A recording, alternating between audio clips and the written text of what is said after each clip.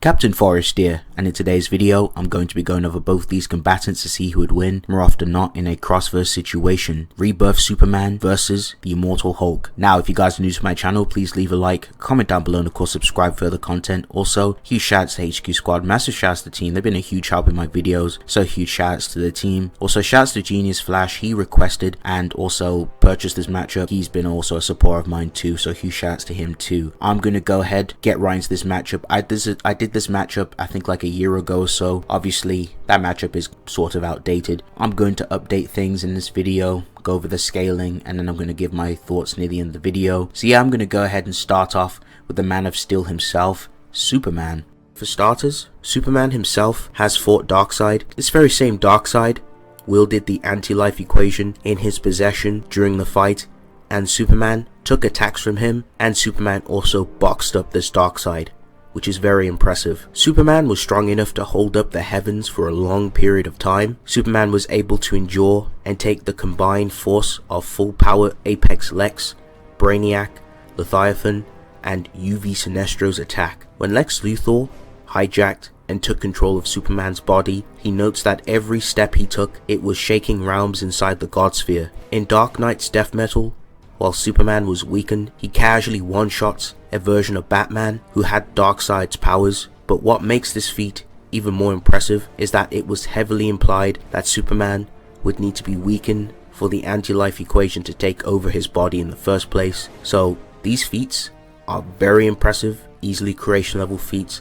There are some more creation level feats for Superman. So Superman has fought against Lex Luthor, who's stated to be stronger than the entire Dark Army combined, which is very impressive. The World Forger also was able to trap Superman in a galaxy that was stated there was just enough sunlight to basically maintain Superman's normal level of power. But then we literally see Batman move these suns away, which severely weakened Superman. But then we literally see Superman get back to his normal level once he stopped holding back. Then he started absorbing more suns, and then he was literally able to just one-shot the World Forger. So that's also another impressive feat. This occurred in the Justice League 2018 run as well, so that's also a legit feat for Superman too. We are all aware, well, I hope we're all aware, there's some people that don't understand that Rebirth Superman is also a culmination of like post-crisis to New 52. So there's feats that happen in New 52 as well, and in post-crisis they also have creation level stuff in there too. So I'm going to mention some things. Now we've seen in New 52 where New 52 Superman was able to confront the Phantom Stranger, and Superman demonstrates he's able to physically damage Phantom Stranger. Both New 52 Phantom Stranger and Spectre do battle with each other, and if they had basically continued to fight each other, they would have destroyed creation. Superman was able to fight these angel creatures that kill fifth dimensional imps. Superman then devises a plan to open a portal to the fifth dimension so that they can attack fifth dimensional beings all at once. He then uses himself as a power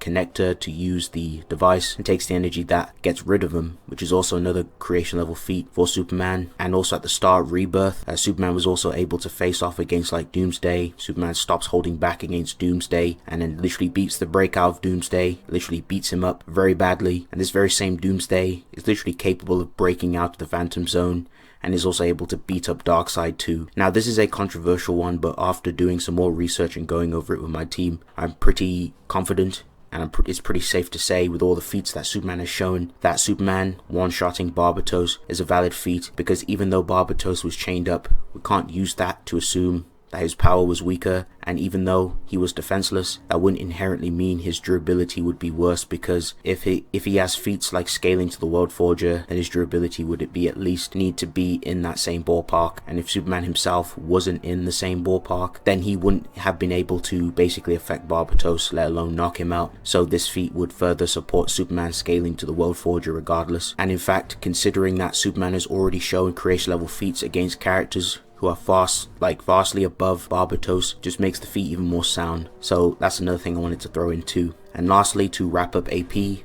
Superman's heat vision was able to clash with Great Darkness and Darkseid and his Omega beams, so that's another solid creation level feat right there. Alright, so that's going to round up Superman's AP. I'm going to go ahead and move over to speed, and I'm going to talk about some more about Superman, talk about some hacks, resistances, etc, etc. Superman kept pace with Jay Garrick and Wally West while they were chasing the Reverse Flash to the past. Wally West himself has legit ran to the 853rd century. We've also seen Superman outpace reality blitzing missiles that were sterilizing the continuum, and Superman can move inside the source where there is no direction. So Superman has his heat vision, it can negate intangibility, and it affects people on a molecular level. Superman also can freeze people with his ice breath, and can also create a dust storm with his breath. Superman has enhanced senses and hearing. He is able to hear someone in a crowd of 11 million via hearing their heartbeat. He can also tell what materials you are wearing based off the noise and clothing that it makes, such as knowing 10 was wearing Kevlar. Superman can smell your tears. He also has microscopic vision, being able to see subatomic particles. Superman can also see spirits, so he has spiritual awareness. Okay, so that's gonna round up Superman. I'm gonna go ahead and move on and talk about the Immortal Hulk. So we've seen him essentially one-shot an avatar of the one below all while in the below place. The below place is described as an endless abyss that lies as the dark reflection of creation and that which exists above it, standing underneath everything, similar to how the one above all exists above everything. I've gone over the local multiverse scaling in older videos, but to quickly summarize things before I dive further into the cosmology, pretty much just starting with the universes themselves. So I mentioned this before, but each universe is a high hyperversal structure. The local multiverse itself is literally an aleph transfinite number, then these high hyperversal structures, making the local multiverse itself high hyperversal plus or low outerversal or outerversal full on or outerversal plus, depending on which tiering system definitions you want to use. I'm going to talk about the dimension of manifestation, and then I'm going to move on, talk about higher realms in Marvel. Now we look at the dimension of manifestation, where there are numerous embodies, each implied to be at a different level of infinity. The dimension of manifestation is infinite. We know this because Quasar discovers an alternate body of infinity and is surprised because there is, infinite of infinity. Quasar would need to transcend upwards to find eternity due to how transfinite he is. This would mean that the dimension of manifestation is infinitely or transfinitely in width and also in height too. We know this because in the full scan, where we see the numerous embodies, we literally see Quasar at the trial of Adam Warlock, something that took place in overspace. This means that the dimension of manifestation contains levels of embodies, not just infinite embodies. Now, when it comes to levels of reality, Doctor Strange tells us that there are beyond an infinite amount. It's backed up even further by Kubrick, as he explains that higher manifestations of embodies are greater infinities compared to Cosmos and Kubrick. Using this, we can say that the difference between each embody is more than the unimaginable difference between the cosmic cube, Beyonder, and Kubrick, and the fact that Kubrick notes that there are levels to infinity, implying all of them exist, means that the gap is so massive between cosmic embodies, it happens basically more than an infinite number of times before you can get to their true form. In Avengers Infinity, Quasar describes the drones as infinities, and that the embodies, such as the Living Tribunal, Eternity, and Oblivion, the drones are almost human next to the infinities. The Avengers merge their consciousness with universal embody of eternity to communicate with the infinities. They are then placed into the dimension of manifestation. There are multiple infinities looking down at eternity. The infinities point out the difference between eternity and themselves, and that they are much greater than uni-eternity. Their purpose is to rearrange the energies of the greater multiverse, despite the infinities being vastly above embodies to the point where humans are so close to them as they are to him. The infinities together are still outclassed by a multiversal embody of eternity, and since this took place in a dimension of manifestation, this would mean that the layers I have mentioned or scale. Just to summarize, the dimension of manifestation contains the appearance of all embodies, no matter what level of reality they are, so there is a beyond infinite number of levels to reality, each with embodies at a different level, shown as they are at different levels for different levels of reality. And as mentioned before, we know that the dimension manifestation has transfinite manifestations for eternity, including levels of eternity, as there are levels of infinity for the cosmos itself, as noted by Kubrick and Cosmos. And then going over two different layers confirmed inside the dimension of manifestation is a axiomatic difference.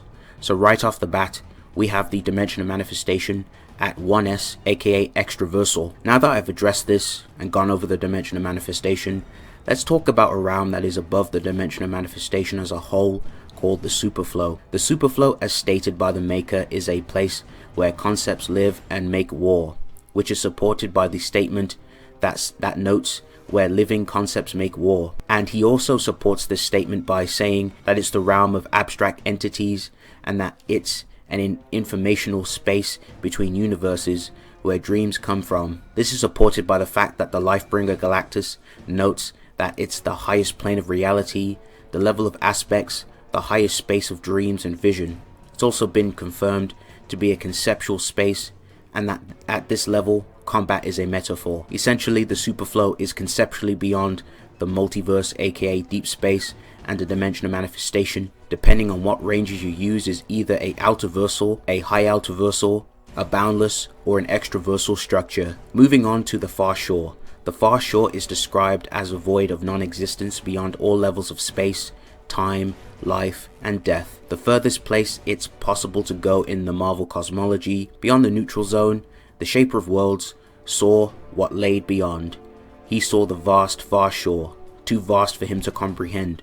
The far shore is at the edge of everything, aka creation, at least inaccessibly beyond the neutral zone. Let's talk about something that's beyond creation before we fully establish where Hulk scales in terms of attack potency. Let's talk about Oblivion. Oblivion is the void, the absolute nothingness beyond all creation. The concept of all creation is an illusion from Oblivion's perspective and all its beings. Both mortal and cosmic are merely phantoms. Essentially, comparing Oblivion to creation would be the same type of comparison as the neutral zone compared to the superflow, and the superflow compared to everything beneath it.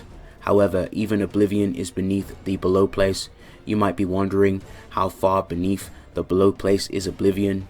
Infinitely to inaccessibly beneath, at the very least. Hulk's importance in Marvel is very fundamental. He is necessary. Essentially, he is the personification of the wrath of the one above all itself, the right hand of God, if you will. Now that I've covered stats, I'm going to go ahead and move on to his abilities. Now, we are all aware of Hulk's physiology, and that when the Hulk becomes angry, it increases his attack potency exponentially, allowing him to become stronger the more angrier he becomes.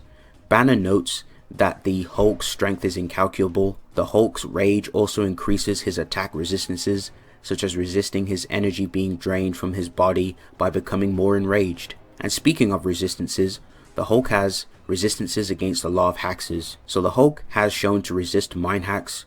Charles Xavier himself has peered inside the Hulk's mind only to receive a nasty feedback and was unable to control his mind. Not even Emma Frost, who was amped by the Phoenix Force, she was not even able to affect the Hulk with her mind manipulation, and both Charles and Emma Frost are stated to be the most powerful telepaths on Earth. Hulk is shown to resist the likes of telekinesis. The Hulk's mind is fueled with boundless fury. He is a mindless monster. He operates on instincts and can use this to resist even the effects of hypnosis. The Hulk's anger flushed out the paralyzing needles that were affecting him on a cellular level. The Hulk can resist against tear gas. The Hulk is shown to resist rogues' life draining, which also affects you on a physical, spiritual, and mental level. The Hulk has resisted being blasted by radiation, and he can also absorb radiation too. Hulk can also resist transmutation, such as resisting his body from turning to glass. Hulk has resisted against fear, as Hulk knows no fear. Hulk has also overpowered will-draining chains. Doctor Strange's magic cannot alter or affect the Hulk's gamma genes. The Hulk has resistance against BFR.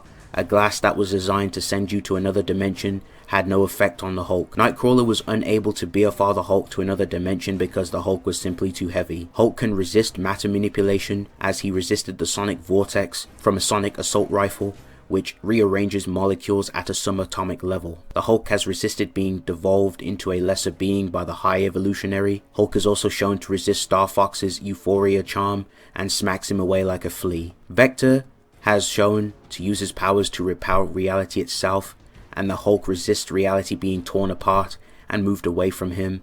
He gets close to Vector and one-shots him. Hulk is shown to resist against size manipulation. The Hulk has been able to withstand Hellfire, which also turns your soul to ash. Hulk can also survive in the vacuum of space, a toxin that is designed to kill the Hulk and is meant to specifically make the Hulk stronger and cause him to die via his own increase in power, is thwarted by the Hulk's adaptation. Hulk has resisted getting turned to stone by Grey Gargoyle. We've seen the Hulk catch a chi punch from Iron Fist and make him squeal. We've seen the Hulk break out of ceiling. The Hulk can punch down dimensional barriers and punch away time storms. The Hulk can discern how magical objects work, and Hulk is smart enough to get around Vision's phasing. The Hulk is shown to use weapon improvisation, such as using rocks or nearby objects to attack his foes. In combat, the Hulk's main go-to is his fists. He likes to punch things really hard. He will punch, stomp, charge, grapple, ground and pound, or throw his opponents away or BFR them by creating a fissure on the ground, causing them to fall down, or just simply tossing them away. The Hulk can also perform his signature ability called the Thunderclap, which he uses this to blast people away. He's also shown to use this on a area of effects scale, such as Hulk thunderclapping a sandstorm away. Hulk can also cause your ears to ring with a thunderclap, and he's demonstrated the Thunderclap Gladiator over the ears to cause him a considerable amount of pain, and can rupture your eardrums too. Hulk's thunderclaps can also deflect projectiles such as missiles and create hurricanes, and the Hulk has also used this thunderclap to extinguish the Human Torch's flames. The Hulk has a mind of a child and fights unpredictably, which helps him beat characters who outshine him in the skill department. Shockwave from Hulk's attacks can atomize objects, and that's going to round up all his main general abilities. I'm going to go ahead and move on to the most interesting thing about Hulk, and that's his relentless healing factor. So easily Hulk has type 3 and type 8 immortality.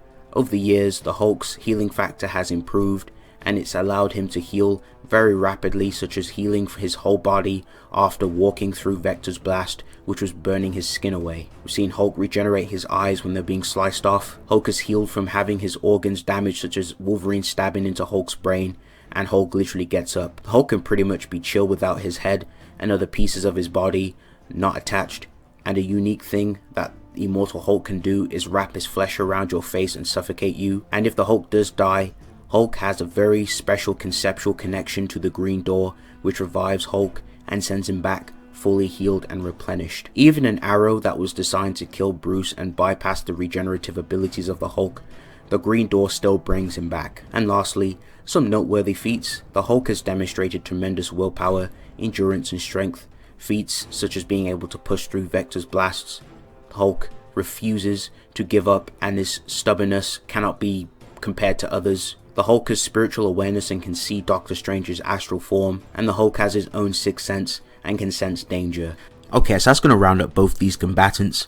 I'm going to go ahead and move on, talk about this matchup and give my thoughts, basically explain who wins more often than not from my perspective. Now, depending on what AP and scaling we use for both combatants, obviously the upgrades for DC and Marvel have, increased. The cosmology has gotten bigger for them. However, I do think DC has gotten a little bit bigger, but it just depends on what you use. Now, if we're only using like low end feats, going off certain transcendences and really like not including certain things, and you could make the argument for Immortal Hulk maybe probably having higher AP. It just depends on what you're using. However, they are pretty relative in the AP department. They have some really good AP stuff. So if we're using like low end and mid end feats, you can honestly argue either way. It's very close. They are pretty relative. But obviously, Hulk's increases in hope, and then of Superman's hope amps, that could make the difference. But I would say if it came down to the low and mid-ish ranges, they're pretty relative. However, when it comes to more higher scaling, arguing like really good scaling for both the verses, I do lean more so with Rebirth Superman in terms of attack potency. I definitely have Rebirth Superman just slightly higher into the AP department, just scaling higher, just due to how the verse works in DC and certain arguments like the Boom Tube, arguments, and then just higher levels and higher places in the realm in DC. So in AP, we're using the best scaling. I'm favoring Superman. Low end feats could go either way. It's completely up to interpretation. Now, in terms of speed, when it comes to speed, I lean more so as Superman. I think Superman has more quantification in the immeasurable and irrelevant realms of speed. I do think that Superman is faster than Immortal Hulk. I definitely lean speed a little bit more so as Superman. Immortal Hulk easily does have, things like immeasurable and irrelevant, but I'm leaning more so as Superman, just having higher quantifications into those tiers. So, let's dive right in, folks. Now, I'm going to start with like low end feats, mid end. Let's say they're relative. You know, they're both going back and forth. Hope amps and Hulk's rage amp and other things. Hulk has some really good resistances. I think they're both going to be able to resist each other if they try to use hexes, but obviously Hulk's mainly more so he just likes to beat the crap out of his opponents, so I don't really see him using or utilizing really many axes much, since his primary go-to is just to punch something really hard. But I think he'd be able to handle a lot of Superman's hexes pretty easily, like the heat vision, super breath, things of that nature. Immortal Hulk also has the special connection to the, to the green. He has the green door. I don't see a solid way for Superman to kill the Hulk. I think the Hulk will just come back just fine. The green door is very conceptual, and Hulk is very important, so he'd just come back even if Superman was to like kill him or take his head off with heat vision or something like that. So I think that the Hulk is very resilient and is very hard to put down due to that and just his own endurance and his own sheer tenacity and willpower.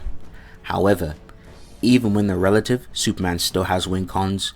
Superman can simply just BFR the Hulk. Superman does have the slight speed edge, or even just more of a speed edge in quantification, so he can literally just fly the Hulk in the air after combat. I don't see him just straight away just flying in and just BFRing him. Superman in character, he likes to throw hands, but as like midway through the fight, Superman's going to notice that Hulk's really hard to put down, and then Superman, he's going to fly up, throw his ass into space, or just send him back, to the end of the universe, or put him in a random point in time, or, use the, like just send him to the Phantom Zone or something, use his projector or something like that. But there are just many ways he could just take victory, even if it's not for AP. So personally, I would give victory to Superman in that department. It's just, he has solid win cons. He has additional win cons to win. The BFR is definitely a huge advantage in this capacity and in this fight. I think people get the misconception wrong. People think that you have to kill your opponent to be above them or to beat them.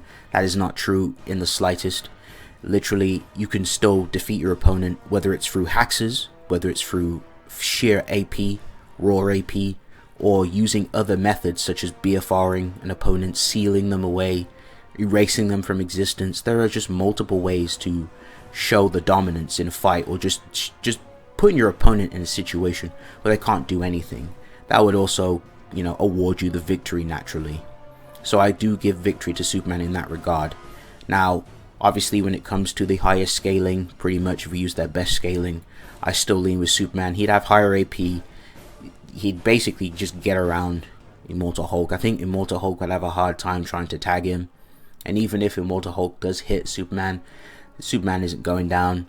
And Superman would eventually overwhelm the Hulk and incapacitate him. The Hulk can get put down. He has been shown many times to be knocked out. It's very possible. And I just see Superman either winning via incapacitation or just BFRing him or throwing him into space so he can't do anything. So those are ways that he can win.